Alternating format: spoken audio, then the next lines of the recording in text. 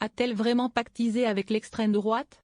La présidente sortante de l'Assemblée Yaël Braun-Pivet a dénoncé ce samedi 13 juillet par la voix de son entourage une polémique nauséabonde. Après avoir été accusée d'avoir pactisé avec le RN pour conserver sa place au perchoir. Selon un article du Figaro paru vendredi soir, relayé notamment à gauche, Yaël Braun-Pivet aurait noué une entente tacite avec le Rassemblement national pour obtenir sa réélection à la présidence de l'Assemblée jeudi prochain. Indignité et déshonneur, a ainsi écrit sur X la députée LFI Clémence Guettet, affirmant que Yaël Braun-Pivet aurait déjà pactisé avec le RN, échangeant leur soutien contre des postes.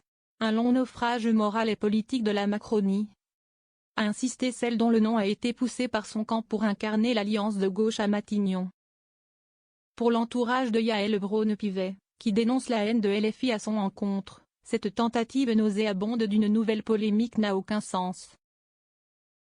Il n'est nul besoin des voix du RN pour qu'une candidature issue du bloc central réunisse plus de voix que le nouveau Front populaire ou le RN lui-même, affirme-t-on de même source. Respecter la logique institutionnelle.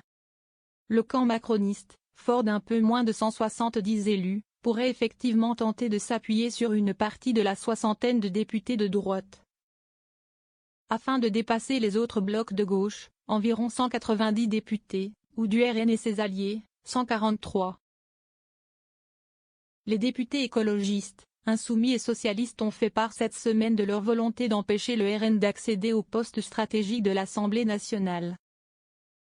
Une ligne que ne défend pas Yaël Braun-Pivet. Cette dernière a rappelé vendredi lors d'une réunion à l'Élysée sa position qui veut que l'ensemble des partis soient représentés aux postes clés, s'inscrivant dans une logique institutionnelle, selon un participant à ce rendez-vous.